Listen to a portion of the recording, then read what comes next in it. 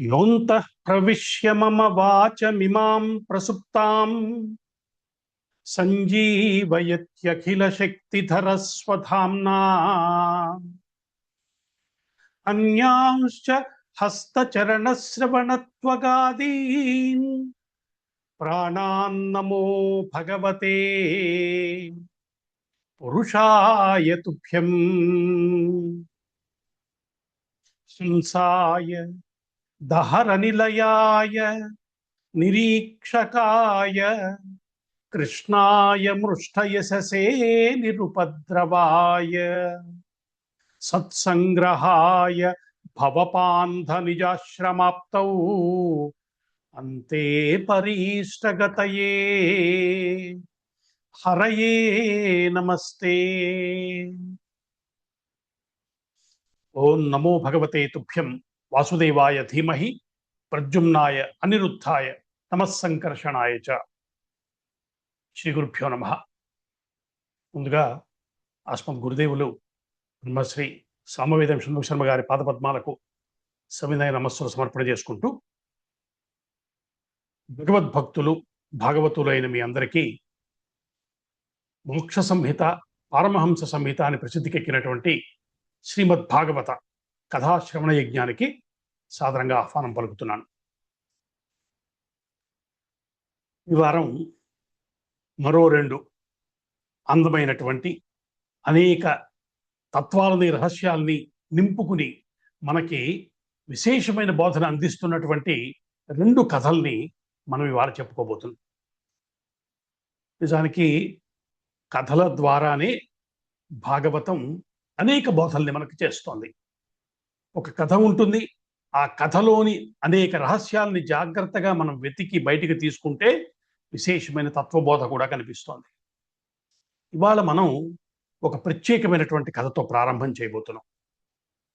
ఒకప్పటి తరానికి ఈ కథ బాగా తెలిసింది, చాలామంది విన్న కథ ఇది, చాలామంది నోళ్లలో నానుతూ ఉండేది. అజామీళోపాఖ్యానము, అజామీళుడు అన్నవాడి కథ.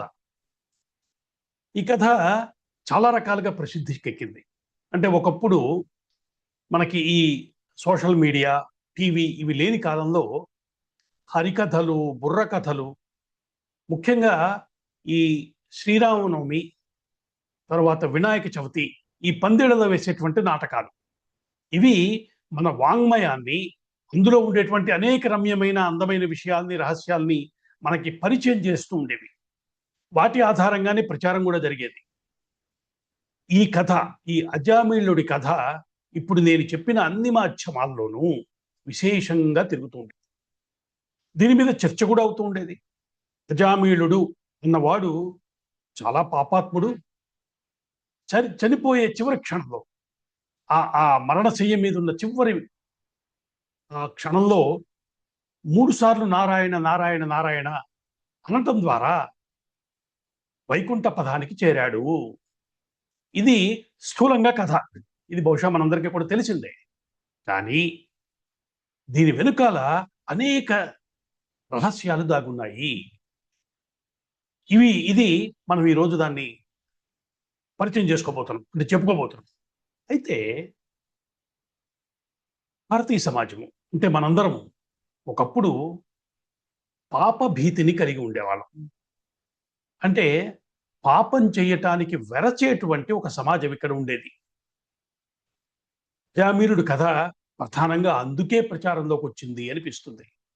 ఎందుకంటే హిందువు అన్నవాడు పాపం చేయటానికి వెరుస్తాడు, భయపడతాడు. ఒకవేళ తెలుసో తెలియకో పొరపాటును పాపము చేసుంటే దీని నుంచి నేను ఎలా బయటపడతాను, దీన్ని ఎలా నేను తొలగించుకోగలుగుతాను, ఈ దోషాన్ని అని వెతుక్కునేవాడు. ఎందుకు అంటే, నేను పాపం చేస్తే నేనే అనుభవించాలి, ఈ జన్మలో కాకపోతే వచ్చే జన్మలో.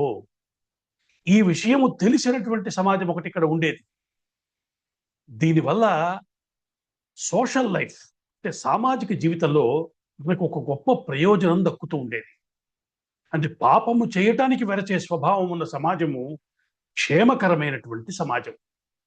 మనకి అనేక రకాల సమస్యలకు అక్కడ పరిష్కారం దొరికేది.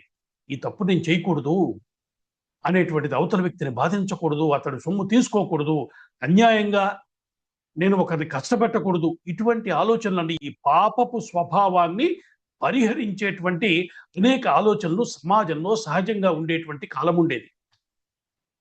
అయితే మన వాంగ్మయంతో మనకి పరిచయం తగ్గిపోవటం మొదలుపెట్టిన కొద్దీ మనలో తగ్గుతూ వచ్చిన మొట్టమొదటి లక్షణం ఏది అని ఆలోచిస్తే పాపభీతి అనిపిస్తుంది. ఈరోజు పాపము చేస్తున్నామేమో అనేటువంటి ఆలోచన మనలో ఉందా? ఏమో, ఆలోచించాలి. ఎందుకంటే ఈరోజు పాపానికి సంబంధించిన వెరపు మనల్ని ఏ విషయాన్ని చెయ్యకుండా ఆపుతోంది అని మనకు అనిపించటం లేదు. ఒకప్పుడు మనము నదీ స్నానానికి వెళ్ళినా, లేదా ఒక దైవ దర్శనానికి వెళ్ళినా, లేదా మహాత్ముల్ని దర్శించినా కూడా వాటి వెనుకాల మన ఆంతర్యం ఏంటంటే, నా పాపం పోయింది, నేను శుద్ధుడనయ్యాను. ఈ భావన సమాజంలో బలంగా ఉండేది, నాటుకుని ఉండేది. ఇది తగ్గిపోవటం మొదలుపెట్టగానే మన వాంగ్మయంతో పరిచయం కూడా తగ్గిపోతూ వచ్చింది. ఈ రెండింటి మధ్య ఒక చిత్రమైన ఇంటర్లింక్ ఉంది. ఎప్పుడైనా ఒక సమాజంలో గుర్తుపెట్టుకోవాల్సింది ఏంటంటే, ఒక స్థానము, ఒక ప్లేస్ వెకేట్ అయిందంటే ఎవరో వచ్చి ఫిలప్ చేస్తారు దాన్ని. అలాగా భారతీయ సమాజంలో ఉండేటువంటి సాహిత్యము, వాంగ్మయము, గొప్ప గొప్ప కావ్యాలు, ఈ విషయాల పట్ల మనకున్న ఆసక్తి తగ్గుతూ వచ్చిందో, దానిని విదేశీ సాహిత్యము, విదేశీ వాంగ్మయము ఆ ప్రాంతాన్ని ఆక్యుపై చేస్తూ వచ్చింది. అందుకే ఫ్రెంచి సాహిత్యంలో ఉన్న కథలు, అలాగే రష్యన్ కథలు, ఇప్పుడు మనకి బాగా పాపులర్గా నడుస్తున్నటువంటి కొరియన్ సాహిత్యము, ఇవన్నీ మనకి ఒక ప్రమాదంగా దాపురించాయి. ఏమిటి ప్రమాదం ఇందులో? అవి కూడా ఇది మనది సాహిత్యమే, వాళ్ళది సాహిత్యమేగా, ఎందుకు ఇంతసేపు దీని గురించి చెప్పుకుంటామంటే, మనం చెప్పనిది ఏదో వాళ్ళు చెప్తున్నారు అనేటువంటి ఆలోచన ఉన్నదా? ఇందులో ఏదో ఒక అట్రాక్షన్ కనిపిస్తోందా? ఇది పెద్దవాళ్ళుగా మనం చెక్ చేసుకోవాల్సిన అవసరం ఉంది. ఎందుకంటే ఎట్లయినా సరే సమాజం దేని నుంచి నేర్చుకుంటుంది? ప్రాథమికంగా సమాజం సాహిత్యం నుంచి నేర్చుకుంటుందని పెద్దలు తీర్మానించారు. ఆ సాహిత్యమే ఇప్పుడు సినిమాల రూపంలో కూడా ఉంది. ఇది కూడా ఒక సాహిత్యానికి సంబంధించిన రూపాంతరమే కదా. కాబట్టి ఇక్కడ మనం ఏం చూపించబడుతున్నాయి, ఏ విలువలు చెప్పబడుతున్నాయి, ఈ విషయం పట్ల మన అవగాహనని కనుక నిర్దుష్టంగా ఉంచుకోకపోతే క్రమక్రమంగా ఆ సమాజం యొక్క స్థితి దిగజారుడుతనం వైపు వెళుతూ ఉంటుంది. ఇది ఇంత ముందు ప్రియాంబుల్ ఎందుకు చెప్పుకున్నామంటే, పాపభీతి, పాపము చేయటానికి వెరచేటువంటి ఒక స్వభావము మనకి శ్రీరామ రక్ష. ఇది సామాన్య హిందువులో సహజంగా ఉండేది.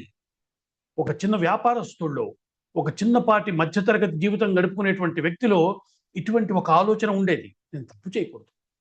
నిజానికి పెద్దలు ఏం చెప్పారంటే, బ్రహ్మలోపం ఎప్పుడు నాయకుల స్థాయిలో, పెద్దవాళ్ళ స్థాయిలోనే ఎక్కువ జరిగింది సమాజంలో. సామాన్య హిందువు ఎప్పుడు ధర్మం వైపు, పుణ్యం చేసేటువంటి స్వభావంతోనే ఉన్నాడు అని పెద్దలు మనకి చెప్తున్నారు. ఈ చర్చ అంతటిని ఈరోజు మనం అజామీళుడి యొక్క కథలో ప్రత్యేకంగా చూడబోతున్నాం. ఈ కథ మనకి అనేక కొత్త అంశాలను కూడా పరిచయం చేస్తుంది. దాని గురించి చెప్పుకునేటువంటి ఒక ప్రయత్నం మొదలు పెడదాం. కన్యాకుబ్జము అనేటువంటి ఒక ప్రాంతం ఉంది భారతదేశంలోదే. ఒక నగరం. ఇక్కడ ఒక విప్రుడు జీవిస్తూ ఉండేవాడు. అతడి పేరే అజామీళుడు.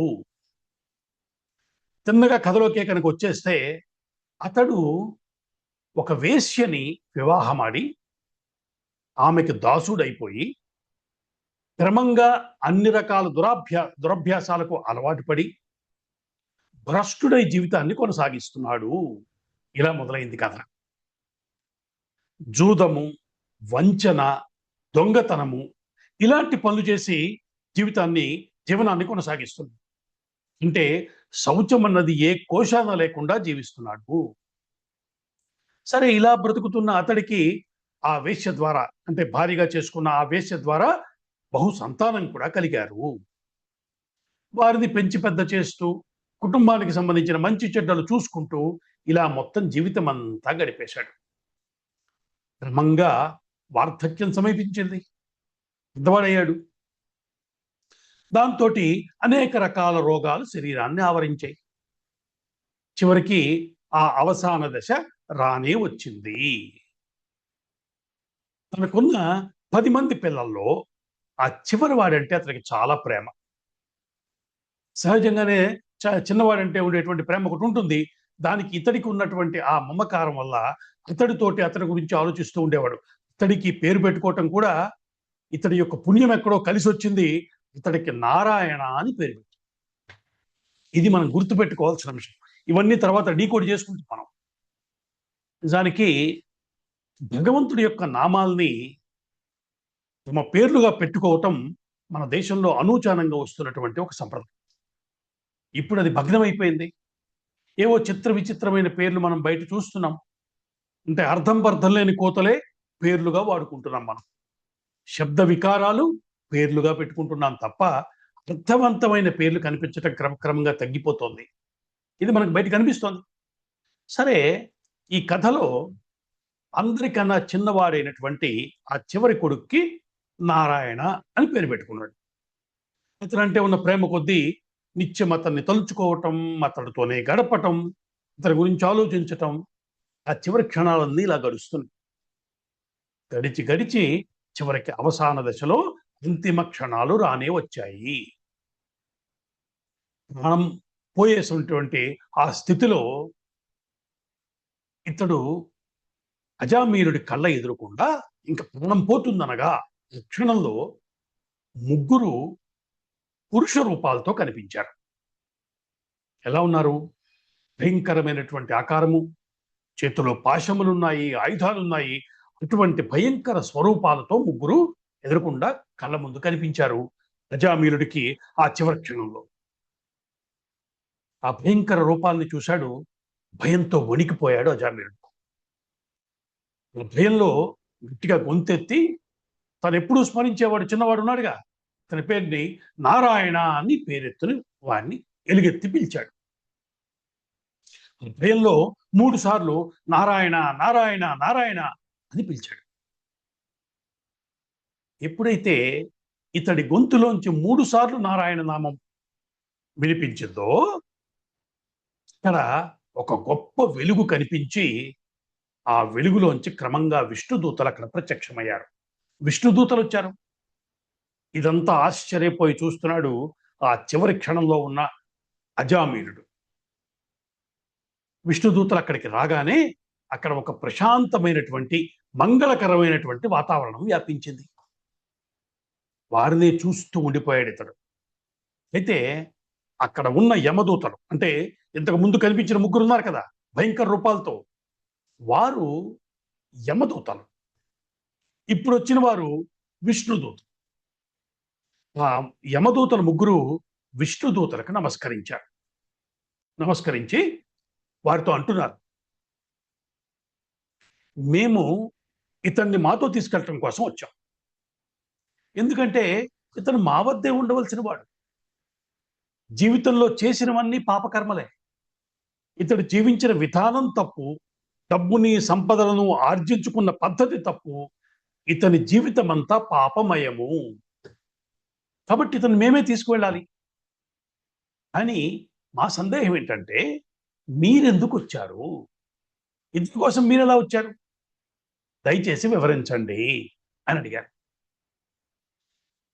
అంటే మనం ఇలాంటి కథలు కనుక తరచూ వింటూ ఉంటే డబ్బు సంపాదించటం మాత్రమే కాదు, ఆ సంపాదించే పద్ధతి విధానం కూడా సరిగ్గా ఉండాలి అని తెలుస్తుంది. అందుకే మన వాళ్ళు ఈ విషయంలో ఒక చక్కటి విషయం చెప్తారు. మనం సంపాదించే ధనానికి ముందు వెనుక కూడా ధర్మం ఉండాలి అంట. ఇది మనం బాగా ఆలోచించి పట్టుకోవాల్సినటువంటి విషయం. ధనానికి ముందు వెనుక ధర్మం ఉండాలి అంటే మనం సంపాదించే డబ్బు ధర్మబద్ధంగా రావాలి. వచ్చిన తరువాత ధర్మానికి వినియోగించబడాలి. ఇప్పుడే ఆ ధనం వల్ల మనం పొందేటువంటి సౌఖ్యాన్ని, ఆనందాన్ని చక్కగా పొందగలుగుతాం. అధర్మంగా సంపాదించిన సొమ్ము సుఖాన్ని ఇవ్వదు. ఇది మన శాస్త్రం చెప్తున్న మాట. ఇదేంటండి, బయట అధర్మంగా సంపాదిస్తున్న వాళ్ళని చాలా మందిని మేము చూసాం, మాకు తెలుసు, వారంతా సుఖపడుతున్నారు కదా అని మనకు అనిపిస్తుంది. కానీ ఈ సమాధానం జాగ్రత్తగా, అంటే మనం సులభంగానే పట్టుకోవచ్చు కూడా, కష్టమేం కాదు. మీరు ఎవరైతే సుఖపడుతున్నారని అనుకుంటున్నారో వారిని కొంచెం నిశితంగా చేసి చూడండి. కొంచెం దగ్గర నుంచి చూడండి. అంటే రింగ్ సైడ్ వ్యూ అంటాం కదా, అలా చూడండి. వారిని ఒకసారి పరిశీలన చేయండి. వారి కుటుంబాన్ని, వారి మానసిక స్థితిని, ఆరోగ్యాల్ని ఇలా కొంత మీరు పరిశీలన చేసి చూస్తే, అంటే దూరం నుంచి చూసిన నిర్ణయానికి రాకూడదు. ఆ కుటుంబాల్లో, అలాగే ఆ వ్యక్తిలో, అంటే ఎవరైతే అన్యాయార్జితంతో సుఖపడుతున్నాడని మనం అనుకుంటున్నామో ఆ వ్యక్తి జీవితంలో సుఖం లేకపోవటం మాత్రమే కాదు, ఆందోళన, అంటే మనం ఇప్పుడు అంటాం కదా, యాంగ్జైటీ, వర్రీ, అనారోగ్యము, కుటుంబ సమస్యల మధ్య, సభ్యుల మధ్య అనేక సమస్యలు, ఇవన్నీ స్పష్టంగా తెలుస్తాయి. మనం వాటిని సరిగ్గా పరిశీలన చేయకపోవటం వల్ల, రెండవది మనకు వాటిని అలా చూడటం ఇష్టం లేకపోతే తప్ప అలా మనం గుర్తించలేకపోవటం అనేది అసాధ్యం. ఖచ్చితంగా కనిపించేటువంటి స్థితి ఉంది సమాజంలో. వారి జీవితంలో ఎంత సుఖం ఉన్నది అన్నది సందేహాస్పదమే. మీరు ఈ దృష్టితో పరిశీలన చేయాలి. మనం ఇవాళ భాగవతం వింటున్నామంటే మన దృష్టికోణంలో మార్పు రావాలని కదా మనం నిశ్చయించుకున్నాం. కాబట్టి ఇవాళ మనకి కనబడుతున్న అన్యాయార్జితము, అక్రమార్జితము, ఇవి ఉన్న వ్యక్తుల యొక్క జీవితాలని కొంచెం పరిశీలన మేరకు చూస్తే మనకు క్లారిటీ వస్తుంది. ఇలాంటి జీవితం నాకొద్దు అని ఒక నిర్ణయానికి వస్తాం. అలాగే సంపద తరువాత కూడా ధర్మం ఉండాలి. అంటే సంపాదించాక కూడా ధర్మం ఉండాలి. అంటే మనకు వచ్చేటువంటి ఆదాయంలో కొంత భాగాన్ని ధార్మికమైనటువంటి అంశాల మీద ఖర్చు చేయాలి. ఇది మరొక ముఖ్యమైన నియమము, రూల్ ఇది. ఇప్పుడు మాత్రమే ధనం వల్ల మనం పొందే సుఖము మనకి ఏ రకమైన సమస్య లేకుండా ప్రశాంతమైన జీవితాన్ని సాగించుకోవటానికి ఉపయోగిస్తుంది. ఈ రూల్ని బాగా గుర్తుపెట్టుకోమని మనకి పెద్దలు చెప్తున్నారు. మీరు ఇచ్చేది ఎంత, రూపాయి ఇచ్చారా, 10 పైసలు ఇచ్చారా అన్న లెక్క కాదు. మనకున్న దాంట్లో కొంత ఇవ్వటం అన్నది ఒక అలవాటు అవ్వాలి. అందుకని మనం పదే పదే చెప్పుకుంటున్నాం, హిందువులం అంటే తీసుకోవటం తక్కువ ఉండాలి, ఇచ్చేది ఎక్కువ ఉండాలి. ఈ స్వభావం ఉన్నంత కాలం జీవితం హాయిగా, సుఖంగా, ప్రశాంతంగా సాగుతుందన్నది పెద్దల బోధ, భాగవతం మనకి చేస్తున్నటువంటి బోధ. కథలో యమదూతల తర్వాత ఇంకొక ముఖ్యమైన విషయాన్ని కూడా చెప్తున్నారు. అజామిళోపాఖ్యానము మనకి చాలా గొప్ప రహస్యాలను అందించబోతోంది. వాళ్ళు అంటున్నారు, ఈ అజామీరుడు ఎలాంటి జీవితాన్ని గడిపాడో మా దగ్గర సాక్ష్యం కూడా ఉంది. ఈ మాట చెప్పారు. ఎందుకంటే ప్రతి వ్యక్తి జీవితంలో జరిగే ప్రతి సంఘటనని పరిశీలించి రికార్డు చేసేటువంటి సాక్షులు కొంతమంది ఈ ప్రకృతిలో ఉన్నారని మన శాస్త్రాలు చెప్తున్నాయి. కొంతమంది సాక్షులు ఉన్నారు. వారు మనల్ని నిరంతరం గమనిస్తూ ఉంటారు. మనం చేసే ప్రతి కర్మని రికార్డు చేస్తూ ఉంటారు. అంటే సర్వజీవులు చేసేటువంటి పాప పుణ్యాలను రికార్డు చేస్తూ ఉంటారు. వాళ్ళు ఎవరో తెలుసా? నిజానికి వీళ్ళంతా మనకి బాగా తెలిసిన వాళ్ళే. అయితే వాళ్ళు ఆ పని చేస్తున్నారని, అంటే మన ప్రతి కర్మని గమనించి కంప్యూటర్ కన్నా వేగంగా, పొరపాటు లేకుండా రికార్డు చేస్తున్నారన్న విషయం మనం గమనించకపోయి ఉండొచ్చు, తెలియకపోయి ఉండొచ్చు. ఇంకా కంప్యూటర్కైనా వైరస్ వస్తుందేమో కానీ వీరికి ఎలాంటి సమస్య లేదు. వాళ్ళు ఎవరంటే, ఒకడు సూర్యుడు, సూర్యభగవానుడు మనల్ని జాగ్రత్తగా గమనిస్తున్నాడు. ఏదో మనకి వెలిగిస్తున్నాడు, వేడిస్తున్నాడు అనుకుంటున్నామా? మనల్ని గమనిస్తున్నాడు. ఈ విషయం అంతా నేను చెప్తున్న విషయం కాదండి, భాగవతం చెప్తోంది, శాస్త్రాలు చెప్తున్నటువంటి రహస్యం ఇది. సూర్యుడు మనల్ని గమనిస్తున్నాడు, ఆయన మనకి సాక్షి. రెండవది అగ్ని, అగ్ని అంతే. మూడవది ఆకాశము, వాయువు, అలాగే మన ఇంద్రియాలు. చూసారా, మనం ఇంద్రియాలతోనే తప్పులు చేస్తాం, అంతే కదా. కళ్ళు, ఇంద్రియాలు అంటే ఏమిటి? కళ్ళు, చెవులు, ముక్కు, నోరు, ఇవి కదా. మనం చేసే తప్పులన్నీ వీటితోనేగా. కానీ చివరికి ఆ ఇంద్రియాలే వచ్చి సాక్ష్యం చెప్తాయని చెప్తున్నారు. అంటే ఇంద్రియాలు మనకి ఇవ్వబడ్డాయి కానీ అవి మనవి కావు. బాగా గుర్తుపెట్టుకోవాలి. అందుకే మనం ఏ ఇంద్రియంతో తప్పు చేస్తే ఆ ఇంద్రియమే అక్కడికొచ్చి చివరికి భగవంతుని ముందు సాక్ష్యం చెప్తుంది. వీడు తప్పు చేశాడు నిజమే అని చెప్పి. ఇంకా కొందరు కూడా ఉన్నారు సాక్షులు. చంద్రుడు, ఉభయ సంధ్యలు, పగలు రాత్రి, దిక్కులు, నీరు, భూమి, కాలము, ధర్మము, ఇవన్నీ మనం చేసే ప్రతి పనికి సాక్షులుగా ఉంటాం. చూడండి ఎంత పెద్ద రహస్యాన్ని మనం ఎంత క్యాజువల్గా మిస్ అయిపోతున్నామో. మనం చేసే పనులన్నింటినీ రికార్డు చేసి సాక్ష్యం చెప్పే సాక్షులు మీరంతా. వారందరూ చెప్పిన సాక్ష్యాల ఆధారంగానే ఇతను పాపాత్ముడని మాతో తీసుకెళ్ళటానికి వచ్చాం అంటున్నారు యమదూతలు. మరి మీరెందుకు వచ్చారో చెప్పండి అని విష్ణుదూతలు అడిగారు. అడిగితే దానికి విష్ణుదూతలు నవ్వి ఒక గొప్ప సమాధానం చెప్తారు. ఆ సమాధానమే మనకి చాలా ముఖ్యమైనటువంటిది. ఎందుకంటే అజామీళోపాఖ్యానం కథ చాలాసార్లు మనలో చాలా మంది వినుంటారు కదా.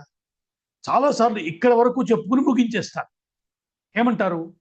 ఎంతటి పాపాత్ముడైనా చివరిలో 3 సార్లు నారాయణ నారాయణ నారాయణ వినటం వల్ల విష్ణుదూతను వచ్చి అతన్ని తన లోకానికి తీసుకెళ్ళిపోయారు.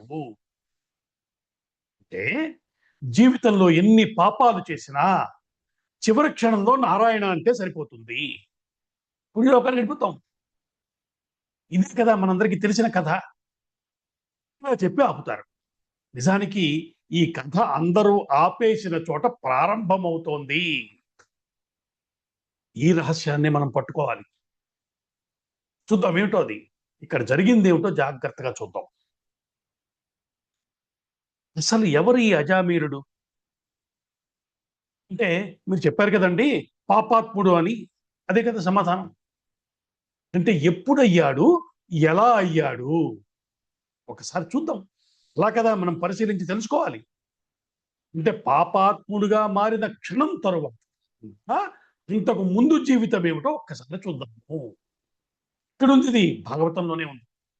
చెప్తున్నాడు ఈ అజామీరుడు పుట్టటమే ఒక సద్వంశంలో పుట్టాడు. ఇతని తల్లిదండ్రులు చాలా ఉత్తములు. తండ్రి మంచి పండితుడు, జ్ఞాని. ఇతను తండ్రి వద్దే సర్వశాస్త్రాలు అభ్యసించాడు. ఈ మాట కూడా చక్కగా గుర్తుపెట్టుకోవాలి మనం. ఎందుకంటే భాగవతాన్ని పెద్దలెందరో మహాత్ములు వ్యాఖ్యానం చేసినప్పుడు ఒక రహస్యాన్ని చెప్పారు. ఏ ఒక్క విద్యనైనా పరిపూర్ణంగా శాస్త్రబద్ధంగా గురువు వద్ద కనుక మనం అభ్యసిస్తే ఆ విద్య యొక్క అధిదేవత మనల్ని ఎప్పుడూ కాపాడుతూ ఉంటుంది. ఇది ఒక రహస్యం అని చెప్పారు. అంటే విద్యలేదో ప్రాణహీనమైన సబ్జెక్టులు కాదు, అవి సజీవమైనటువంటి దేవతాశక్తులు, పవిత్రమైనవి. వాటిని అభ్యసించిన వారిని అవి కాపాడుకుంటుంది. ఇది కూడా సనాతన ధర్మం చెప్తున్నటువంటి ఒక రహస్యం. ఉదాహరణ కావాలా? మహాభారతంలో నల చరిత్ర చూస్తే ఈ విషయం అంతా చాలా వివరంగా డిస్కస్ చేస్తారు. మరి ఇతడు వాళ్ళ తండ్రి గారి వద్ద అనేక శాస్త్రాలను పద్ధతిగా శాస్త్రబద్ధంగా నేర్చుకున్నాడు. అయితే కాదు, ఇతడి స్వభావం మంచిది, మంచి నడవడిక కలిగిన వాడు, నియమబద్ధంగా జీవించిన వాడు. ఈ లక్షణాలన్నీ చెప్తున్నారు. అన్ని భూతముల పట్ల దయ, స్నేహభావము కలిగి ఉండేవాడు. అంతేకాదు అసూయ లేనివాడు. మనం చాలాసార్లు చెప్పుకున్నాం, అసూయ అంటే ఇతరుల్లో ఉండే మంచి గుణాన్ని, మంచి లక్షణాన్ని దోషాలుగా చూసేటువంటి ఒక లక్షణం. వారిలో ఉన్నది మంచి గుణమే, కానీ దీన్ని వీడి దోషంగా చూస్తాడు. దాన్ని అలా చెప్తూ ఉంటాడు. అది అసూయ అంటే. అలాంటి దోషం కూడా లేనివాడు, ఇంత చక్కటి జీవితాన్ని సాగిస్తూ ఉన్నవాడు. చాలా కాలం ఇలాగే గడిచింది. ఏం జరిగిందో చెప్తున్నారు జీవితంలో. అలాంటి వాడు ఒకసారి దర్భలు, సమిధలు, ఈ ఫలాలు, పుష్పాల కోసం అరణ్యంలోకి వెళ్ళి వాటిని తీసుకుని వస్తూ ఉండగా ఆ చెట్టు చాటున ఒక పొదలో అలికిడి వినిపించి వెళ్ళి చూశాడు. ఇతను చూసేసరికి అక్కడ ఒక స్త్రీ విటుడితోటి ఆనందిస్తున్నటువంటి సన్నివేశం కనిపించింది. ఈ స్త్రీని చూడగానే ఇతడు కూడా ఆకర్షణకు లోనయ్యాడు. ఆ విటుడు అక్కడి నుంచి వెళ్ళిపోయాక ఇతను ఆ స్త్రీ వద్దకు వెళ్ళి తన కోరిక తెలియచేసి తనను వివాహం ఆడమని కోరాడు. చూసారా ఎంతటి మహానుభావుడు ఎలాంటి కోరికకు లోనయ్యాడో. మనసు యొక్క చంచలత్వం అది. మొదటి నుంచి అదే చెప్పుకుంటూ వస్తున్నాం మనం గమనించుకోవాల్సింది అదే. నిజానికి ఆ స్త్రీ సిగ్గుపడి, నేను మిమ్మల్ని వివాహం చేసుకోవటం ఏంటి, నువ్వు మంచి కుటుంబానికి చెందినవాడివి, ఉత్తమమైన జీవితం గడుపుతున్నావు, నేను నీకు తగిన దాన్ని కాదు అని చెప్పింది కూడా. ఇతను వినలేదు. నీ కోసం నేను అన్నీ విడిచిపెడతాను అని చెప్పాడు. చివరికి అతడి బలవంతం వల్ల ఆమె అంగీకరించి ఇతన్ని వివాహం ఆడింది. ఎప్పుడైతే ఆ స్త్రీని వివాహం చేసుకున్నాడో ఇక తన నియమబద్ధమైన జీవితము, ఉపాసన పనిపోయాయి కదా, అన్నింటినీ వదిలిపెట్టేశాడు. ఇంకవేం చేయడానికి లేదు. భ్రష్టుడయ్యాడు. ఆమెను సంతృప్తి పరచటం కోసం సంపాదన మొదలుపెట్టాడు. అంటే ఎలాంటి జీవితం ఎలా మారిందో చూడండి. ఒక చిన్న సంఘటన వల్ల ఈ సంపాదన క్రమంగా అక్రమంగా సంపాదించే స్థితికి వెళ్ళింది. అవసరం అది. ఒక సంతానము, కుటుంబం పెద్దదయింది. తన అవసరాల కోసము, భోగాల కోసం చేయరాని అన్ని తప్పులు చేస్తూ వచ్చాడు. మంగా పాపాత్ముడై భ్రష్టుడైపోయాడు. అంతకుముందు ఉత్తమమైన ఇల్లాలుండేది, ఆమెను కూడా వదిలిపెట్టాడు. ఇలా అన్ని విధాల భ్రష్టుడై చివరి క్షణంలో మరణించే ముందు నారాయణ అన్నాడు. ఇది కథ. యమదూతలు అంటున్నారు, ఇన్ని పాపాలు చేసిన ఇతన్ని శుద్ధి చెయ్యాలి, కాబట్టి యమలోకానికి తీసుకెళ్తామని చెప్పారు. అంటే యమలోకంలో శిక్షలు కూడా జీవుణ్ణి శుద్ధుణ్ణి చేయటం కోసం ఏర్పాటు చేయబడ్డారు. ఎందుకంటే అలా శిక్షల ద్వారా శుద్ధుడైతే ఇప్పుడు కానీ ఉత్తమ జన్మ లభించదు. ఆ జీవుడి యొక్క ప్రయాణాన్ని మెరుగుపరుచుకుంటూ రావటానికి భగవంతుడు చేసినటువంటి ఒక ఏర్పాటు అది. అందుకే పెద్దలు చెప్తారు కదా, శిక్ష కూడా ప్రసాదమే, క్షీణించును కర్మ చేయము అంటుంటారు కదా. కాబట్టి మేము అందుకు వచ్చామయ్యా, తీసుకెళ్తాము అని చెప్పారు. ఇక్కడ మనం ఆలోచించాల్సిన విషయం ఏమిటి? ఇన్ని పాపాలు చేసిన వాడికి చివరి క్షణంలో నారాయణ అని అలా పిలవాలని ఎలా అనిపించింది? మరి ఇదే కదా సమస్య. అన్ని చేసేసి చివరిలో నారాయణ అంటే కుదరదని చెప్తున్నాగా, అలా అనలేము అంటున్నారుగా. మరి ఇతనికి అవకాశం ఎలా వచ్చింది? మనకు ఒక ప్రసిద్ధమైన కథ కూడా చెప్తారు కదా. ఒకడు చనిపోయే క్షణంలో ఉన్నప్పుడు అతని చేత ఎలాగైనా నారాయణ అనిపించాలని చాలా చుట్టూన్న బంధువులందరూ ప్రయత్నం చేస్తున్నారు. ఏమైనా ఒక్కసారన్నా నారాయణ అంటాడేమో, ఉత్తమ గతిలోకి వెళ్తారు. ఇది మనకి ప్రసిద్ధంగా ఉన్నటువంటి కథే. ఎంత చెప్పినా కుదరక చివరికి కనీసం 2 అక్షరాలను అనిపిద్దాము అని నార తెచ్చి చూపించారు. ఇదేమిటి అన్నట్టుగా ఈ నార ఏమిటో చూపిస్తే, నారా అంటే తర్వాత నాకు గుర్తొచ్చి నారాయణ అంటాడేమో. చూపిస్తే నారా అనకపోగా పీచు అన్నట్టు. ఎందుకని అంటే చివర్లో అనుకోవచ్చండి అంటే, ముందు నుంచే అనే అలవాటు లేకపోతే చివర్లో అనుకోవటం కుదిరే పనే కాదు. ఇది పెద్దలు చెప్తున్న మాట. ఎలాంటి స్థితి ఉంటుందని చెప్పారంటే, ఎందుకంటే చివరి క్షణం మీద మనకి చాలా వివరణ ఉంది. చనిపోయే చివరి క్షణం జాగ్రత్తగా ఉండాలి. అప్పుడు ఎక్కడ దృష్టి ఉంటే తర్వాత జన్మ అటు వస్తుంది. అది కదా చెప్తున్నారు. ఒక ఆయన ప్రాణాలు పోయే చివరి క్షణంలో ఏదో చెప్పాలని తాపత్రయపడుతున్నారు. చుట్టూ ఉన్నవాళ్ళు అది గమనించారు. గబగబా వెళ్ళి డాక్టర్ని పిలుచుకొచ్చారు. ఆయన కూడా చూశాడు, అవునా ఏదో చెప్దాం అనుకుంటున్నాడు అన్నట్టు. బాబు ఏదో ఒక మంది ఇవ్వండి, ఆయన ఏమంటున్నాడో విందాం అనుకుంటున్నాము, తర్వాత ప్రాణం పోతే పోయింది, ముందు చెప్పే మాట వినిపించేలా చెయ్యండి అని అడిగారు. ఏం చెప్తాడు, ఎవరు ఆశ వాళ్ళది. సరే ఈయన వెళ్ళాడు, ఏదో ఇంజక్షన్ తెచ్చి డాక్టర్ గారు ఒక ఇంజక్షన్ ఏదో చేశాడు. చెయ్యగానే మాట వచ్చింది. మాట రాగానే వెంటనే ఏమిటి ఏమిటని అడిగారు అందరూ. అక్కడ చీపురు వదిలేశారయ్యా, దాన్ని మేక తినేస్తోంది అని. అంటే కర్మ కాకపోతే చివరి క్షణంలో మాట వచ్చినప్పుడైనా భగవంతుని స్మరించుంటే ఏదో ఒక గతి పొంది ఉండేవాడు. ఈ కథలన్నీ ఇలా చెప్పి మనల్ని మెల్లమెల్లగా భగవంతుడి వైపు తిప్పే ప్రయత్నం చేస్తోంది సనాతన ధర్మం. ఏదో ఒక పుణ్యం అంటూ లేకపోతే చివరి క్షణంలో నారాయణ అనలేము. ఇక్కడ అజామీరుడి పూర్వ వృత్తాంతం చెప్పుకోవటం అందుకోసమే. ఒక ఉత్తమమైన, నియమబద్ధమైన, ఉపాసనాపరమైన జీవితాన్ని గడిపి ఉన్నాడు కాబట్టి ఆ పుణ్యం చివరి క్షణంలో అతన్ని నారాయణ అనేలాగా ప్రోత్సహించింది. ఇంకా ఆ పుణ్యం ఆ క్షణంలో వచ్చి ఆదుకుంది. ఇది మనం పట్టుకోవాల్సినటువంటి విషయం. కాబట్టి మన అకౌంట్లో కొంత పుణ్యాన్ని ఎప్పుడు చేసుకుంటూ ఉండాలి.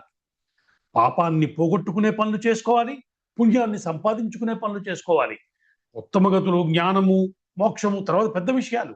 కానీ ఈ మాత్రం అవగాహన మనకి జీవితం పట్ల ఖచ్చితంగా పెట్టుకోవాలి. కాబట్టి అలా ఎప్పుడో చేసుకున్న పుణ్యము ఆ క్షణంలో వచ్చి అతన్ని ఆదుకుంది. ఎందుకని నారాయణ అనగలిగాడు?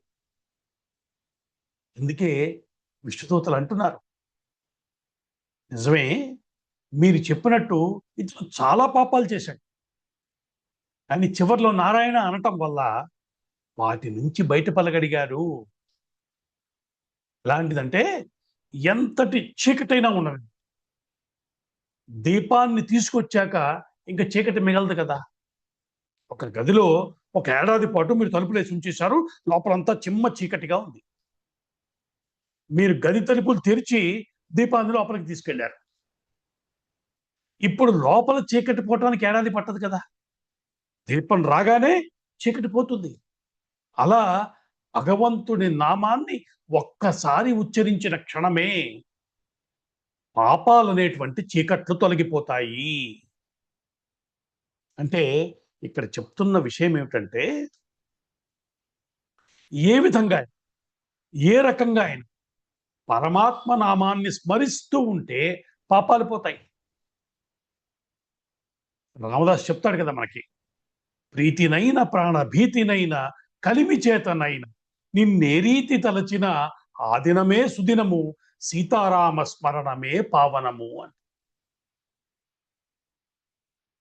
మనకి రామాయణంలో రామచంద్రమూర్తి చెప్తాడు, సకృదేవ ప్రపన్నాయ తవాస్మి ఇతి చ యాచతే అభయం సర్వభూతేభ్యో దదామి ఏతద్ వ్రతం మమ.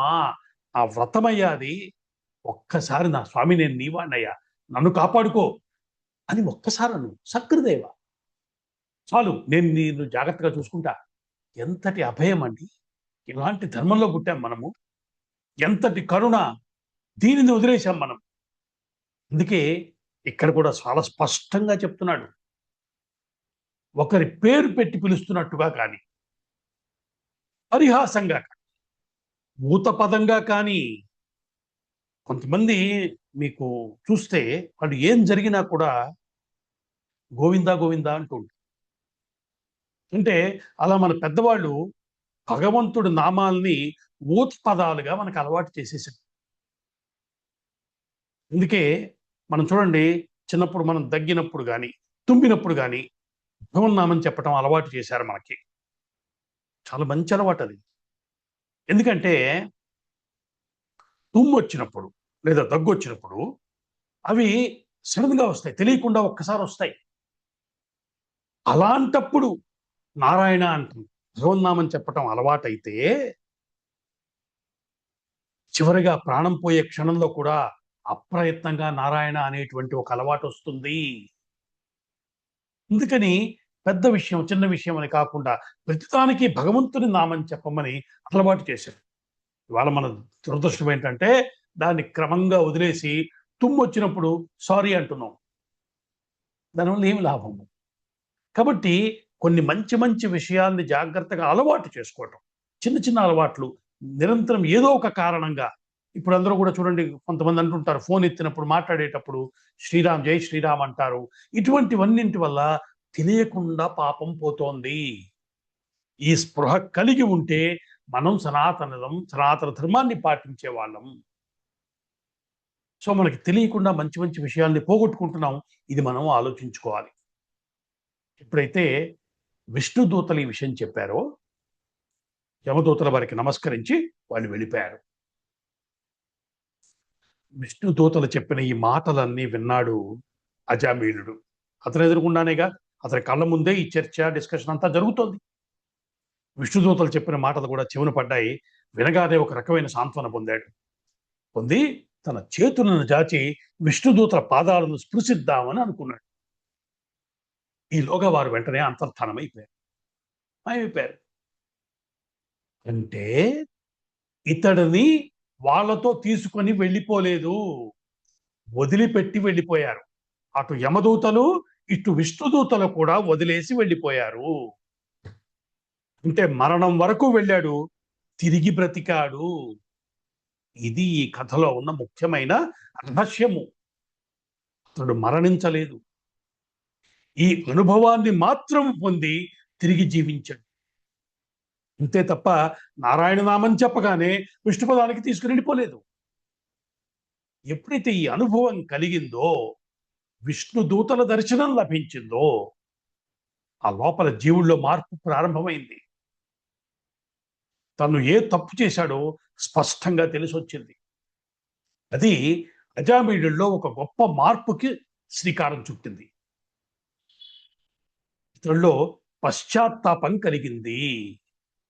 అంటే మీరు ఏ ప్రాయశ్చిత్తానికైనా ముందు పశ్చాత్తాపం. చాలా మంది పశ్చాత్తాపమే ప్రాయశ్చిత్తం అంటే కాదు. పశ్చాత్తాపం ప్రాయశ్చిత్తానికి అర్హత. ముందు పశ్చాత్తాపం రావాలి. ఇక మళ్ళీ జీవితంలో ఇలాంటి తప్పు చెయ్యను అని నిశ్చయించుకుని జీవితాన్ని మార్చుకోవాలి. అప్పుడు ప్రాయశ్చిత్తం లభిస్తుంది. అలాగే ఇక్కడ అజామీయుడిలో పశ్చాత్తాపం వచ్చింది. ఎలాంటి తప్పులు చేశాను నేను, యోగ్యురాలైన భార్యను వదిలిపెట్టేశాను, ఎంత తప్పది. పెద్దవాళ్ళైన తల్లిదండ్రులు నాకు, ఆ ముసలి వయసులో వాళ్ళను వదిలిపెట్టేశాను, మహాపాపం అది. ఇలాంటి పాపాలన్నీ చేసిన నాకు ఇప్పుడు మరొక అవకాశం ఇచ్చాడు పరమాత్మ. గుర్తించాడు. నారాయణ నామం నా పాలిట మంత్రమై నాకు దారి చూపించింది. ఏ అనుభూతి, ఏ స్పృహ లేకుండా ఒక్కసారి చెప్పిన నామమే నాకు ఇంత మేలు చేస్తే, దానినే నేను ఆశ్రయిస్తే జీవితం మారిపోతుంది కదా అని నిశ్చయించుకుని సాధనా మార్గంలోకి ప్రవేశించాడు. గంగా తీరంలో, ఆ హరిద్వార ప్రాంతంలో తన శేష జీవితాన్ని గడిపి క్రమంగా కైవల్యాన్ని పొందాడు. ఇది జామీలోపాఖ్యానం. కాబట్టి నామం చెప్పగానే వైకుంఠానికి చేరాడు అని కాకుండా, ఆ తరువాత సాగించిన జీవితాన్ని భగవన్మయంగా చేసుకుని తద్వారా ఉత్తమ గతులు పొందాడు. ఈ క్లారిటీ పాఖ్యానం నుంచి మనం గ్రహించవలసినటువంటి రహస్యం. ఈ కథ వింటే కూడా అద్భుతమైన ఫలితాలు ఉన్నాయని భాగవతకారుడు చెప్తున్నాడు. మనం ముందే చెప్పుకుంటున్నాం, మనం బాగవుతాం అంటేనేగా భాగవతం వింటామనుకున్నాము. అలా మనం బాగవుతామని నిశ్చయించుకుని భాగవతాన్ని వింటున్నప్పుడు ఈ కథ వింటే వచ్చే ఫలితం కూడా జీవితాన్ని బాగు చేస్తూ వెళ్ళిపోతుంది. విన్నంత మాత్రం చేత ఇప్పుడు ఉన్న స్థితి నుంచి ఉన్నత స్థితి వైపు ప్రయాణం ప్రారంభమవుతుంది. మనం ఆల్రెడీ ఆ ప్రయాణంలోనే ఉన్నామా? వేగవంతమైనటువంటి, సుఖవంతమైనటువంటి ప్రయాణం సాగుతుంది ముందుకి. పరమాత్మ వైపు వెళ్ళేటువంటి మార్గము ఆనందప్రదమైనటువంటి అంశము. మీరు భగవంతుడి పూజ చేస్తున్నారంటే లోపల ఆనందాన్ని అనుభవిస్తూ ఉంటారు. దీన్ని గమనించుకోవాలి. ఇంతకన్నా మనం పొందవలసిన ఫలితం ఉంటుందా? కాబట్టి అటువంటి దివ్యమైన కథని చెప్పటం ద్వారా మనకి అనేక రమ్యమైనటువంటి అంశాల్ని అజామీలుడి యొక్క కథ చెప్తోంది. చక్కటి ఉపదేశాన్ని చేస్తున్న ఈ కథని చెప్పుకుంటూ తరువాత కథలోకి ప్రవేశిద్దాం. తరువాత కథ. ఇది కూడా భాగవతంలో ఉన్నటువంటి ఒక ప్రత్యేకమైనటువంటి లేదా ప్రధానమైనటువంటి ఘట్టాల్లో ఒకటని చెప్తున్నారు. ఇప్పుడు మనం చెప్పుకోబోయేది కూడా ఒక విశేషమైనటువంటి రమ్యమైనటువంటి కథ. అసలు వినటానికే చాలా గొప్ప అనుభూతినిచ్చేటువంటి కథ. అది కూడా మనం ప్రారంభం చేసుకుందాం. ఒకప్పుడు ఇంద్రుడు దేవసభలో నిండు కొలువులో ఉన్నప్పుడు ఒక తప్పు చేశాడు అని మొదలుపెట్టి కథ అలా ప్రారంభమైంది. ఈ కథను కూడా మనం జాగ్రత్తగా పరిశీలిస్తే అనేక అందమైన విషయాలు, రమ్యమైన మలుపులు, తెలుసుకోవాల్సిన ముఖ్యమైన అంశాలు కనబడుతున్నాయి. దేవసభ, ఇంద్రుడు సింహాసనంపై కొలువు తీరి కూర్చునున్నాడు. రెండు వైపులా ఆయనకి అశ్విని దేవతలు ఆయన్ని కొలుచుకుంటున్నారు. పరివార జనమంతా సేవించుకుంటున్నారు. ఆ సభ ఎంత దివ్యంగా ఉందో చెప్తున్నాడు. ఇక ఈరోజు మనం మామూలుగా ఒక లోక్సభ ఏదైనా ప్రజాసభలకు వెళ్తే పెద్ద వాళ్ళంతా ఉన్నారంటాం కదా, అలాంటి పెద్దలు ఎవరో అక్కడ చెప్తున్నాడు. చూడండి, భాగవతకారుడు ఈ పేర్లు విన్నా చాలు మనకి పుణ్యం వస్తుందంటూ ఆ వివరాలు చెప్పాడు. ఎవరున్నారట అక్కడ?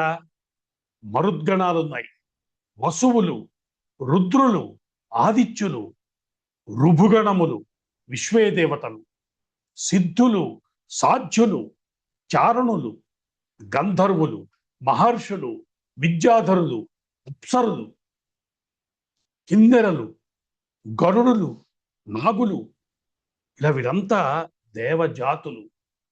ఇలాంటి వారందరితోనూ నిండిపోయినటువంటి దేవసభ ఇది.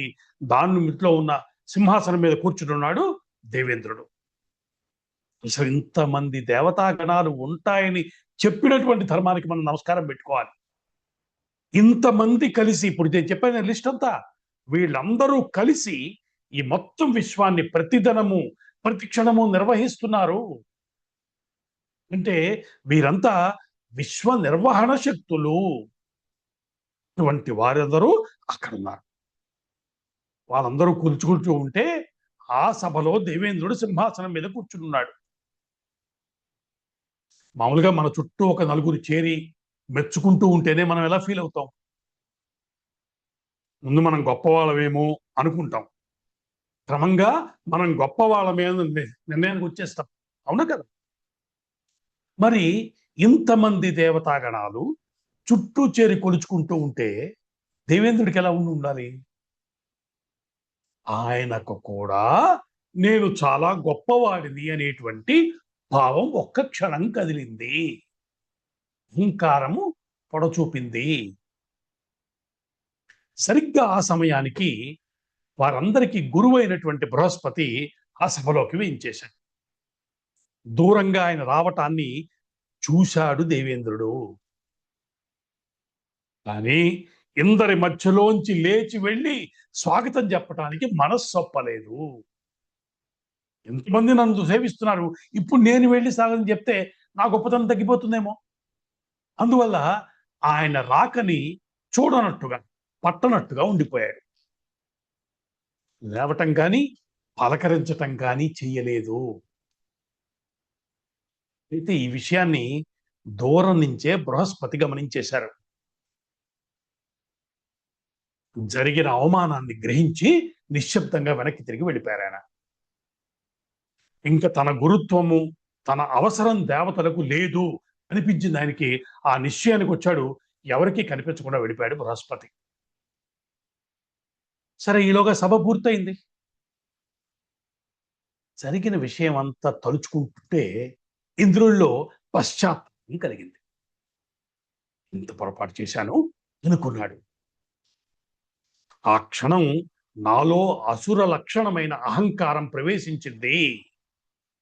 అందువల్ల గురువుని హేళన చేశాను, పట్టించుకోలా అనుకున్నాడు. అహంకారం అన్నది అసుర లక్షణం. అది మనల్ని ఎంత హాని చేస్తుందో చెప్పలేం మనము. అయితే తప్పు చేశానని గుర్తించి వెంటనే పరుగు పరుగున గురువుగారింటికి వెళ్ళాడు దేవేంద్రుడు క్షమాపణ కోరటం కోసం. ఇక్కడ బృహస్పతి కనిపించలేదు. ఇంకా చెప్పాలంటే ఆయన కనిపించదలుచుకోలేదు. ఇతడి నిర్లక్ష్య ధోరణి, జరిగిన అవమానం ఆయన్ని తీవ్రంగా బాధపెట్టాయి బృహస్పతిని. ఆయన ఇంద్రుణ్ణి క్షమించదలుచుకోలేరు. కాబట్టి ఎంత ప్రయత్నం చేసినా ఆయన దర్శనం కాలేదు ఇంద్రుడికి. అయిపోయాడు అంతే ఆయన. అయితే ఈ వార్త ఎవరికి తెలియకూడదో వారికే తెలిసింది. ఎవరు? అసురులు, రాక్షసులు, వీరి శత్రువులు. వారికి ఈ వార్త తెలిసిపోయింది. దేవగురువైన బృహస్పతి దేవతలపై కోపించి కనిపించకుండా వెళ్ళిపోయారు. ఈ వార్త వారికి గొప్ప ఉత్సాహాన్ని కలిగించింది. ఎందుకంటే గురు అనుగ్రహం కోల్పోవటం అంటే ఏమిటో తెలిసిన వారే. అంతకుముందు ఆ కథ కూడా జరిగిందిగా. వాళ్ళు చేసిన దోషానికి శుక్రాచార్యుల వారు కోపం తెచ్చుకోవటం, ఆ కథ మనం గతంలో చెప్పుకున్నాం. అది తెలుసు కాబట్టి గురువు అనుగ్రహం కోల్పోయిన వారు అక్కడ ఉన్నారు. వెంటనే వీరందరూ కలిసి తమ గురువు అయినటువంటి శుక్రాచార్య వారి దగ్గరికి వెళ్ళారు. మొత్తం విషయాన్ని ఆయనకి వివరించి, ఇది మనం గెలవటానికి సరియైన సమయము, వారికి గురు అనుగ్రహం లేదు, ఇప్పుడు ఏం చేస్తే మనం గెలుస్తామో చెప్పండి అని గురువుని అడిగి. ఆయన ఉన్నదే వాళ్ళకి అనుగ్రహించడం కోసం. ఆయన ధర్మం అది. వెంటనే ఆయన మీరు వారందరినీ ఆశీర్వదించి ఏం చేయాలో ఎలా చేయాలో చెప్పి పంపించాడు. రాక్షసులందరూ దేవతల మీదకి యుద్ధానికి వచ్చారు. బ్రహ్మాండమైన దేవాసుర సంగ్రామం అది. బ్రహ్మాండమైన యుద్ధం జరిగింది. యుద్ధంలో రాక్షసులదే పై చేయి అయింది. దేవతలంతా తమ ఆయుధాలను వదిలిపెట్టి పరాజితులై పారిపోవలసిన స్థితి వచ్చేసింది. దిక్కు తోచక దేవేంద్రుడు వీరందరినీ వెంట పెట్టుకుని ఇప్పట్లాగే బ్రహ్మదేవుడి గారి దగ్గరికి వెళ్ళి ఆయనకి నమస్కరించి, ఇలా రాక్షసులు యుద్ధానికి రావటం, వాళ్ళ చేతుల్లో తను ఓడిపోవటం, ఇవన్నీ చెప్పారు. అప్పుడు బ్రహ్మదేవుడు ఒక మాట అన్నాడు. రాక్షసుల బలం వల్ల మీరు ఇబ్బంది పడటం, ఓడిపోవటం అన్నది ఒకటైతే, మీ బలహీనత కూడా ఏదో కారణమై ఉంటుంది. ఆయన సామాన్యుడు కాదు కదా, ఆయన అంచనా వేయగలడు. ఏం జరిగింది అని అడిగాడు ఆయన. తను చేసిన తప్పుని దాపరికం లేకుండా చెప్పేశాడు దేవేంద్రుడు. గురువును అవమానించాను అని చెప్పాడు. ఇంకేముంది, దానివల్ల నీ ధర్మబలం క్షీణించింది. ఎప్పుడైతే ధర్మబలం తగ్గిందో భౌతికమైన బలం సులభంగా ఓడిస్తుంది. అదే ఇప్పుడు జరిగింది అని చెప్పాడు బ్రహ్మదేవుడు. చూడండి, అంటే మనం కూడా భౌతిక బలాలను పెంచుకోవటం కన్నా ధర్మ బలాన్ని, ధర్మంలోనే ఉన్నామన్న బలాన్ని పెంచుకునే ప్రయత్నం చేయటం చాలా అవసరం. ఈ కథ చెప్తున్న ప్రధానమైన సందేశం అదే. ఆ మెసేజ్ పట్టుకోవాలి మనం. ధర్మ బలం మన దగ్గర ఉన్నంత కాలం మనల్ని ఎవరు ఏమీ చేయలేరు, అది చెప్తున్నాడు బ్రహ్మదేవుడు. కాబట్టి ఇప్పుడు ఈయన చెప్పాడు, నువ్వు చేసిన దోషానికి ఈ స్థితి దాపురించింది. అయితే ఇప్పటికిప్పుడు నీ గురువుని తిరిగి తెచ్చుకోవటం అయ్యే పని కాదు. ఆయన కోపం వచ్చి వెళ్ళిపోయాడు. మెల్లగా ఆయన ఎక్కడున్నాడో ఆయన పట్టుకుని ఇదంతా చాలా వ్యవహారం. కాబట్టి వెంటనే అయ్యే పని కాదు. అలా అని ఎక్కువ కాలం గురువు ఆశ్రయం లేకుండా నువ్వు నీ రాజ్యం ఉండకూడదు. కాబట్టి ఇప్పుడు నేను నీకు ఒక ఉపాయం చెప్తాను, జాగ్రత్తగా విను. త్వష్ట ప్రజాపతి అని ఒక ఆయన ఉన్నాడు. ఆయన కుమారుడైనటువంటి విశ్వరూపుడు మహానుభావుడయ్యా, మహాతపస్సంపన్నుడు. ఆయన వద్దకు వెళ్ళి ఆయన్ను ప్రార్థించు. గురుస్థానంలో నిలబడి మా చేత చేయించవలసిన యజ్ఞములు చేయించి మాకు విజయాన్ని ప్రసాదించమని ప్రార్థించు.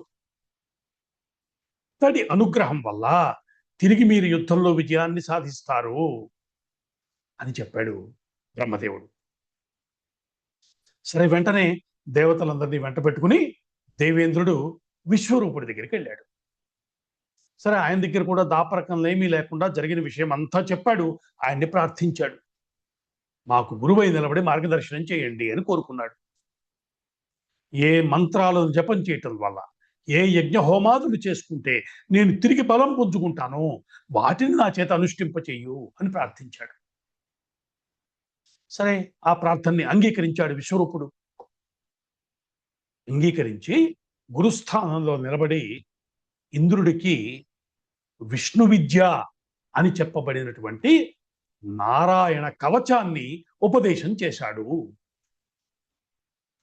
మహిమాన్వితమైనటువంటి స్తోత్రము నారాయణ కవచం. భాగవతంలో 6వ స్కందంలో 8వ అధ్యాయంలో ఈ నారాయణ కవచం ఇవ్వబడింది. నిజానికి అంగన్యాస కరన్యాసాలతో కూడుకున్న ఈ స్తోత్రాన్ని పెద్దల దగ్గర నుంచి, గురువుల దగ్గర నుంచి ఉపదేశంగా తీసుకుని నియమబద్ధంగా చేసుకుంటే అద్భుతమైన ఫలితాలను ఇస్తుందని పెద్దలు చెప్తున్నారు. అటువంటి స్తోత్ర రహస్య అది మహాశక్తివంతమైనటువంటి కవచం అది. అంటే భాగవతం కేవలం కథలు చెప్పటం మాత్రమే కాకుండా అనుష్ఠించి ఫలితాలను పొందటానికి కావలసిన మంత్ర రాశిని కూడా ఇస్తోంది. ఎటువంటి విశేషమైనటువంటి నారాయణ కవచాన్ని వ్యాసదేవుడు మనకి అందిస్తున్నాడు. దేవేంద్రుడు ఆ మంత్రాన్ని స్వీకరించి జపం చేశాడు, అనుష్ఠించాడు.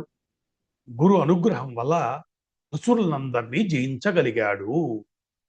తిరిగి తన సింహాసనాన్ని తాను అధిష్ఠించి దేవరాజుగా పాలన సాగిస్తున్నాడు.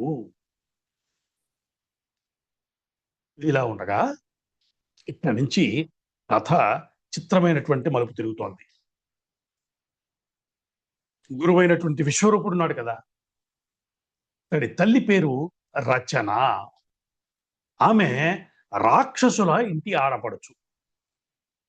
అంటే తల్లి వైపు రాక్షసులతో సంబంధం ఉంది విశ్వరూపుడికి. అలా చుట్టరికంతో విశ్వరూపుడు యజ్ఞం చేసేటప్పుడు దేవతలతో పాటు రాక్షసులకు కూడా ఆవిర్భాగాలను అందించటం మొదలుపెట్టాడు. దేవతలకు తెలియకుండా ఈ పని చేస్తూ వచ్చాడు. యజ్ఞం చేసేటప్పుడు దేవతలకు మాత్రమే చేరవలసినటువంటి హవిస్సులు. ఎందుకు? హవిస్సులను స్వీకరించడం ద్వారా దేవతలు బలాన్ని పొందుతారు. ఇప్పుడు ఏమైంది? వారితో పాటు చేరకూడని వారికి కూడా ఆవిర్భాగాలు చేరటం మొదలైంది. దీనివల్ల మళ్ళీ రాక్షసుల బలం పెరగటం మొదలైంది. ఇది ఒక రకంగా వంచన చేయటమే. ఎందుకంటే శాస్త్ర నియమాలకు విరుద్ధంగా గురువైన వాడు ఇటువంటి పనికి ఒడిగట్టడం దోషం కదా. వారి వల్ల లోకానికి ప్రమాదం ఉంది. రాక్షసులు కేవలం బలాన్ని పొంది వారేదో సంపాదించుకోవటం కాదు, లోక హింస చేస్తారు, లోకాలని పొంది పెడతారు. అటువంటి వారికి యజ్ఞం చేసి ఆవిర్భాగములు ఇవ్వటమా? ఎంత దోషం అది. ఇది చేశాడు విశ్వరూపుడు. ఈ విషయం దేవేంద్రుడికి తెలిసింది. ఇప్పుడు చూడండి, ఒకవైపు విశ్వరూపుడు తన గురువు, రెండో వైపు దేవతల రాజుగా రాక్షసులకు హవిస్సులు అందించటం అన్న నేరానికి విశ్వరూపుణ్ణి శిక్షించవలసిన ధర్మం కూడా ఇంద్రుడిగా తనకుంది. చూశారు కదా, గురువుని దండించటం వ్యక్తిగతంగా తనకి పాపాన్ని ఇచ్చేటువంటి కర్మ. అసలు అది ఊహించనే కూడదు. గురువుని దండించటమా? ఊహలో కూడా అటువంటి ఆలోచన రాకూడదని కదా నగురోరధికం అని చెప్తున్నాం కదా. అయితే దేవతల రాజుగా విశ్వరూపుడు చేస్తోంది లోక విరుద్ధమైన, శాస్త్ర విరుద్ధమైన పని, వంచన, మోసమది. దాన్ని ఆపవలసి ఉన్నది.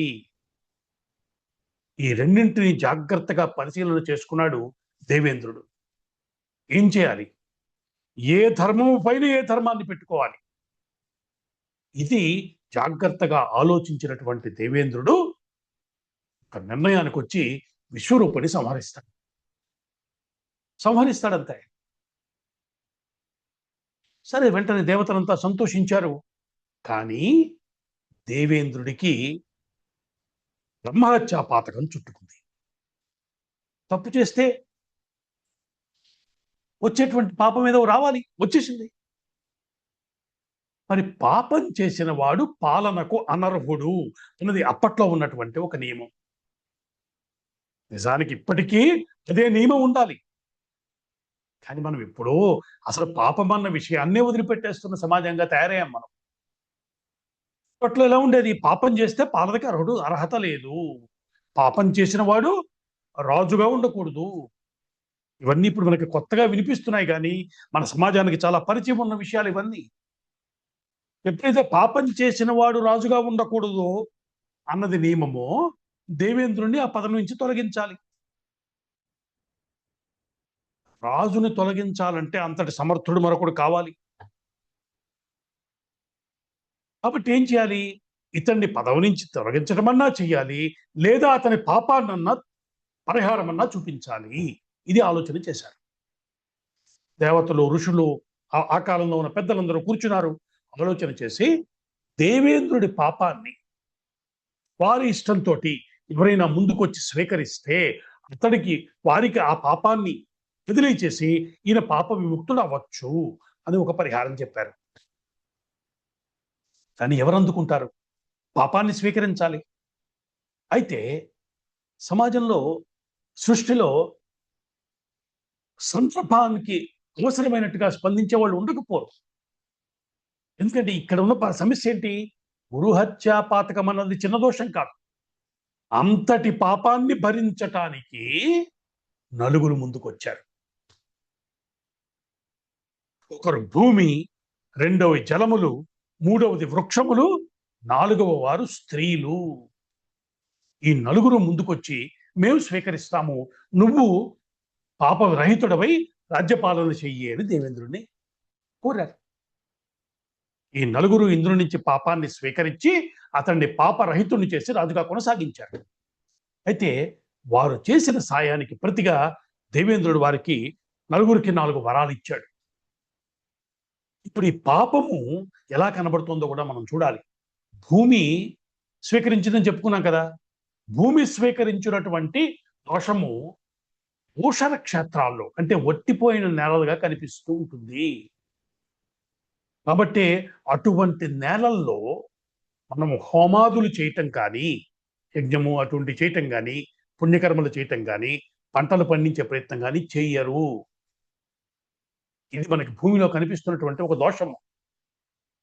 అయితే భూమి ఆ దోషాన్ని స్వీకరించినందుకు ఇంద్రుడు ఒక వరం ఇచ్చాడు. ఎప్పుడైనా భూమిలో కనుక ఒక పెద్ద గొయ్యి కనుక ఏర్పడితే సహజంగా తనని తాను పూడ్చుకోగలిగిన ఒక శక్తిని వరంగా ఇచ్చాడు. అందుకే భూమిలో గోతును తీస్తే మీరు అలా వదిలేస్తే కొంతకాలానికి తనంత అదే పుడుకుపోతుంది. అటువంటి శక్తిని భూమికి ఇంద్రుడు వరంగా ఇచ్చాడు. అలాగే వృక్షములు అవి స్వీకరించినటువంటి ఆ దోషము వాటి నుంచి వచ్చే జిగురు రూపంలో ఉంటుంది. అందుకే దేవతా కార్యాలకి, యజ్ఞాలలో చెట్ల కొమ్మల్ని సమిధలుగా వాడేటప్పుడు ఆ జిగురు ఉన్న భాగాన్ని వాడకూడదు. ఇవన్నీ ఏమిటండి? నమ్మకాలు నమ్మకాలు కాదు, ఇంత స్పష్టంగా ఒక సైంటిఫిక్ అప్రోచ్తో వివరిస్తూ వచ్చారు. ఎక్కడెక్కడ ఏ దోషం ఎలా కనబడుతుందో చెప్పారంటే, దాన్ని యజ్ఞాల్లో వాడకూడదన్నారంటే, యజ్ఞం వల్ల వచ్చే ఫలితాలు ఏమిటో తెలిసిన మనము వాడితే వస్తున్న నష్టాలను కూడా పరిశీలించి తెలుసుకోవచ్చు. కాబట్టి ఇదంతా ఒక సైన్స్, ఒక జ్ఞానం ఇది. కాబట్టి అటువంటి జిగురున్న భాగాన్ని, కొమ్మల్ని వాడరు. అలాగే చెట్లకు దేవేంద్రుడిచ్చిన వరం ఏమిటంటే, కొమ్మల్ని ఎవరైనా నరికితే, ఛేదిస్తే తిరిగి చిగురించేటువంటి శక్తిని వాటికి వరంగా ఇచ్చాడు. స్త్రీలు వాళ్ళు స్వీకరించినటువంటి దోషము వారిలో రజస్వల దోషంగా కనిపిస్తూ ఉంటుంది. కాబట్టే ఆ సమయంలో వారు విశ్రాంతిగా ఉంటూ దేవతాపరమైన విషయాలకు దూరంగా ఉండాలని చెప్పడం జరిగింది. మరి వారికి ఇచ్చిన వరం ఏమిటి అంటే, ఇంద్రియపరమైనటువంటి సుఖాలు వాళ్ళ అనుభవంలో వాళ్ళకి విశేషంగా లభించే వరం ఇచ్చాడు దేవేంద్రుడు. ఇంకా జలాల విషయానికి వస్తే నురగ రూపంలో దోషం కనబడుతూ ఉంటుంది. అందుకే మనం అభిషేకాలు చేసేటప్పుడు అప్పుడు నురగుంటే అది వాడద్దని పెద్దలు చెప్తూ ఉంటారు. నురగ తీసేసి నురగ లేనటువంటి జలాన్ని మాత్రమే దైవ కార్యాల్లో వాడుతూ ఉంటాం మనం. కాబట్టి అలాగే జలాలకి లభించిన వరం ఏమిటంటే, మొత్తం నీటినంతా తోడేసినా తిరిగి ఊరటం కనిపిస్తూ ఉంటుంది. ఇది వాటికి ఇవ్వబడ్డ వరము. ఇది మనం చూస్తూనే ఉంటాం. ఇలా 4 వరాలను పొంది ఇంద్రుణ్ణి పాపరహితుణ్ణి చేశారు ఈ నలుగురు. తిరిగి ఆయన పాలన కొనసాగుతోంది. నిజానికి ఇంద్రుడికి పాపాన్ని వేరొకరికి పంచి తాను అధికారంలో కొనసాగే అవకాశం ఋషులు, దేవతలు ఎందుకు ఇచ్చారు? ఇది కూడా చెప్పుకోవాలి కదా మనం. అంటే ఆయన చేసిన దోషం, బ్రహ్మహత్య తన ప్రయోజనం కోసం చేసుకున్నది కాదు. లోకంలో ధర్మం ఎలా ఉందో దాని ప్రకారం చేశాడు. లోకోపకారం కోసం చేశాడు తప్ప స్వప్రయోజనం కోసం చేసింది కాదు. రాజుగా తన ధర్మాన్ని తాను నిర్వర్తించాడు. అలా చేయటం వల్ల వచ్చిన దోషాన్ని ఎలాంటి పరిహారం చేయాలో పెద్దలు సూచించారు. ఇది ఇక్కడ అర్థం కావాల్సిన విషయం. అయితే ఇంద్రుడు చేసినటువంటి పనికి దుఃఖపడ్డవాడు ఒకడున్నాడు. ఎవరు? విశ్వరూపుడి తండ్రి త్వష్ట ప్రజాపతి. కొడుకుని సంహరించాడన్న విషయం తెలిసింది. పుత్ర శోకం వచ్చింది. దాంతో ఆయన దుఃఖించి ఇంద్రుణ్ణి నాశనం చేసేటువంటి వాడి కోసం ఒక తీవ్రమైనటువంటి హోమాన్ని చేశాడు. మహాభయంకరమైన శక్తి ఆ హోమగుండం నుంచి బయటకు వచ్చింది. అయితే మనం చెప్పుకోవటం మనకి భాగవతంలో చెప్పబడలేదు, కానీ ఈ హోమం చేస్తున్నప్పుడు మంత్రంలో ఒక చిన్న స్వరలోపం జరిగి ఇంద్రశత్రువు వర్ధిల్లుగాక అని అర్థంలో చెప్పవలసిన మంత్రము ఇంద్రశత్రువు నశించునుగాక అని అర్థం వచ్చేలా మారింది. ఈ కథ మరి వేరొక చోట ఉంటుంది. ఇక్కడ ఇంత మాత్రమే చెప్పుకుంటున్నాం. ఆ హోమం నుంచి వచ్చిన వాడు వృత్రాసురుడు. ఒక మండుతున్న పర్వతంలా కనిపిస్తున్నాడు. హోమకొండంలోంచి ఉద్భవించిన ఆ శక్తి ఎంతటి ప్రమాదకరమో దేవతలకు అర్థమైంది. నన్ను ఎదుర్కోవటం అయ్యే పని కాదన్న విషయం తెలిసింది. వెంటనే వెళ్ళి నారాయణుని శరణు వేడారు. సరే, ఆయన్ని ప్రార్థించగానే ఆయన ప్రత్యక్షమయ్యాడు. ప్రత్యక్షమయ్యి వాళ్ళకు ఒక ఉపాయాన్ని చెప్పాడు. దధీచి అనేటువంటి ఒక మహర్షి ఉన్నాడు. తపస్సుతో పవిత్రమై శక్తివంతమైన ఆయన శరీరంలో ఆ వెన్నెముక తీసుకుని దాంతో ఆయుధాన్ని తయారు చేసుకోండి, దాంతో వృత్రాసురుడిని చంపచ్చు అని చెప్పాడు. నిజానికి నారాయణుడే వృత్రాసురుడిని సంహరించి కాపాడచ్చు కదా. వేరే ఉపాయం చెప్పటం ఎందుకు? ఒకవేళ ఉపాయం చెప్పినా ఒక మహర్షి శరీరాన్ని త్యజింపచేసి ఆ శరీరం నుంచి ఎముకలు తీసుకోమన్న సలహా ఎటువంటి సలహా? ఎంత చిక్కు పరిస్థితి దేవతలకి. ఏమని అడుగుతారు?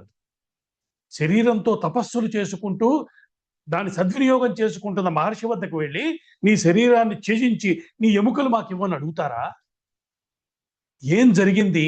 ఎలాంటి పరిణామాలు సంభవించాయి? వృత్రాసురుణ్ణి ఎలా సంహరించగలిగారు? అసలు వృత్రాసురుణ్ణి సంహరించటం న్యాయమా? ఎందుకంటే అతడు రాక్షసుడు కాదు, హోమగుండం నుంచి వచ్చినటువంటి ఒక శక్తి. కాబట్టి ఇలాంటి రమ్యమైన విషయాల్ని అద్భుతంగా భాగవతకారుడు మనకి పరిచయం చేస్తూ వస్తున్నాడు. ఇటువంటి దివ్యమైనటువంటి కథని, వృత్రాసుర సంహార ఘట్టము చాలా రమ్యంగా ఉంటుంది. వృత్రాసురుడు చేసిన యుద్ధము మరచిపోలేం మనం. అనేక యుద్ధగాథలు విన్నాము, కానీ దేవేంద్రుడు వృత్రాసురుడి మధ్య జరిగినటువంటి యుద్ధము అనేక రకాలుగా ప్రత్యేకమైనటువంటి ఘట్టంగా భాగవతం చెప్తోంది. అటువంటి రమ్యమైన దివ్యమైనటువంటి గాథని మరింత వివరంగా వచ్చే వారం చెప్పుకుందాం. అంతవరకు మంగళం కోసలేంద్రాయ మహనీయ గుణాత్మనే చక్రవర్తి తనూజాయ సార్వభౌమాయ మంగళం. వేద వేదాంత విద్యాయ మేఘశ్యామలమూర్తయే పుంసాం మోహన రూపాయ పుణ్యశ్లోకాయ మంగళం. స్వస్తి.